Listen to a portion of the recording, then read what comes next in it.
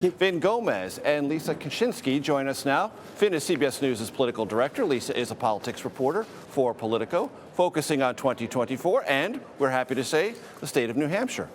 Fin, you saw the exit poll data. You listened to Anthony Salvanto. Anything jump out to you, good sir?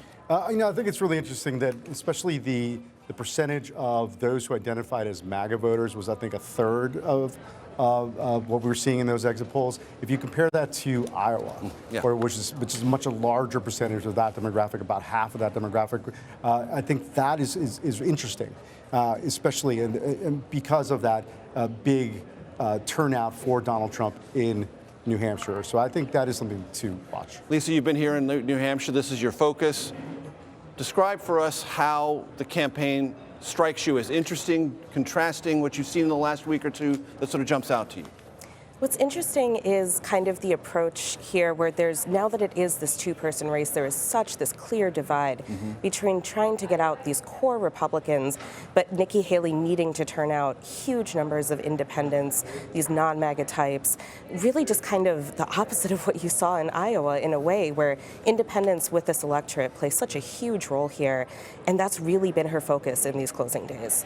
And one thing that it's clear that Nikki Haley has to do to have any kind of good night tonight is she has to get the Kasich, Rubio, Christie vote of 2016, which was essentially a non-Trump vote and a non-Cruz sort of social conservative vote, though much smaller in New Hampshire than Iowa.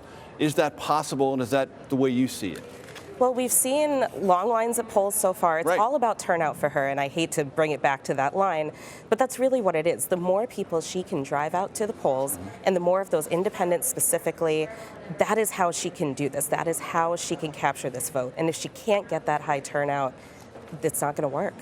And the Trump voters are ones who, as Anthony's exit poll data indicated, very similar to Iowa, decided early, locked in, ready to go, know when primary day is, and tend to show up. Right, and absolutely. And they also have a tendency to vote a little bit later in the day, so that's something that I think we should also note. I really find it interesting that we're here in New Hampshire.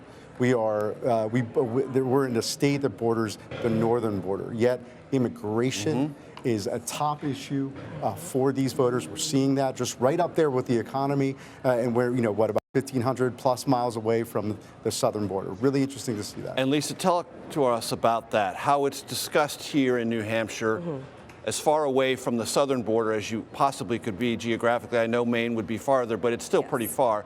But as I hear it, the last 3 days I've been here, it's not an immigration specifically, it's immigration plus fentanyl and other things that play into that. Is that how you've heard it described here? Yes, because the opioid crisis is a huge problem, unfortunately, in New Hampshire. It was in 2016. It was a big topic then. It still is now. It still is. It's unfortunately not getting any better. So a lot of the concern here with immigration does come from people coming over the border and the movement of drugs over the border. And New Hampshire voters are really concerned with which candidate will have the best plan to stop that. And that's why you have heard candidates, the ones still in the race, the ones not in the race, address this every time they're here in New Hampshire. I want to ask you the same question. Fin, you go first, and I want to ask you the same question to Lisa. When I was in Iowa, I talked to people about this rhetoric from Trump, poisoning the blood.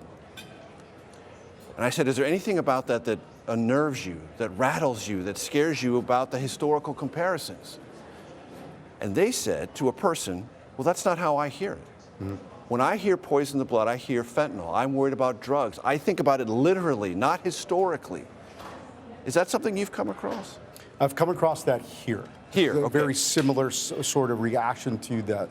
I'm not trying to rationalize. I'm just telling you what they're telling me. To others, it is nativistic. It is anti-immigrant. Yes. But on a racial basis. On a racial basis, racially offensive. It harkens back to some other sort of problematic rhetoric that we've heard in the past. But I do think that here, as Lisa said, the component of fentanyl is it's something you talk to people here. Everyone that I've spoken to seems to have someone that they know who's been impacted by that. Family member. Family, yes. Friend of a friend, neighbor. something. And there was just in the headlines today in New Hampshire, there was a fatal overdose of 3 people, right? I mean, you see this, and unfortunately, it's commonplace here. Because the reason I ask, Lisa, is because there are those in Washington who hear that and can't understand there's any other way to process this but the Hitlerian way and go back to that root rhetoric from the 1930s. But I've heard it from people here and in Iowa. They translate it completely differently, and they see it in a different way. Have you come across that? I have, very similarly to what you said. And look, this is, again, the difference to take the Nikki Haley angle of it is she's trying to appeal to those voters who do see it, the other... In stark and unnerving ways. Absolutely, and that is her closing message, is trying to move away from that type of rhetoric and move away from Donald Trump and really everything about him from his demeanor on down. New Hampshire prides itself on being a surprise place, a place where the polls say one thing, the chattering class says one thing, and the voters say something else. Does that feel like a possibility tonight? It is a possibility, especially if the turnout does track high, but we won't know for a few more hours. Right. It's possible, it's distant. Lisa, Finn, thank you so very much. Thanks, Peter. And remember, there's an invitation. Please stay with CBS News for coverage of the New Hampshire primary tonight at 8 p.m. Eastern. You can do that however you stream CBS News.